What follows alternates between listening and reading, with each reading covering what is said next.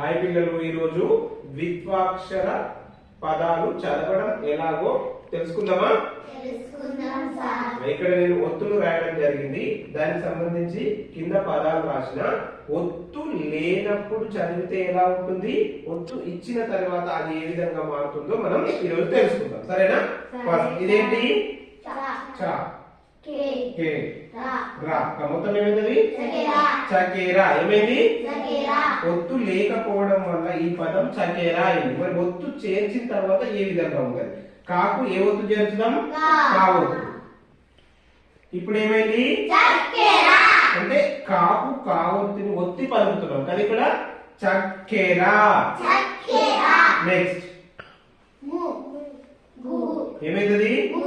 ముగ్గు. ఏమైంది? ముగ్గు. ఏ ఒత్తు చేర్చుదాం? ఇప్పుడు ఏమైంది? ఏమైంది?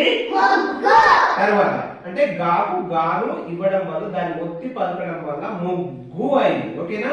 నెక్స్ట్ నీ చే నా ఏమైతుంది? నీచేనా అయింది. మరి ఏ ఒత్తులు చేర్చుదాం? చా ఒత్తులు చేర్చడం వల్ల ఏమైంది? ఇది వెరీ గుడ్. చాకి చా ఒత్తులు ఒత్తి పలుకుతున్నాం కాబట్టి నిచ్చెన అయింది. నెక్స్ట్ ఇదేంటి? మా జీ గా ఏమైతుంది? మజిగా అయింది. మరి ఏ ఒత్తులు చేర్చుదాం? ఇప్పుడు ఏమైతుంది?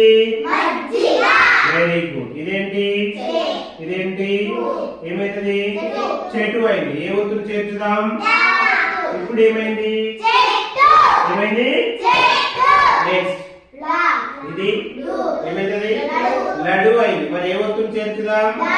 గా ఒత్తులు చేర్చడం వల్ల ఏమైంది? Very good. ఇదేంటి? ఇదేంటి? ఏమైతుంది?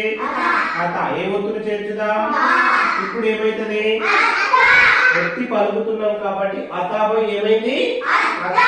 నెక్స్ట్ ఇది ఏమైతుంది? అదం అయింది. ఏ ఒత్తులు చేర్చుదాం?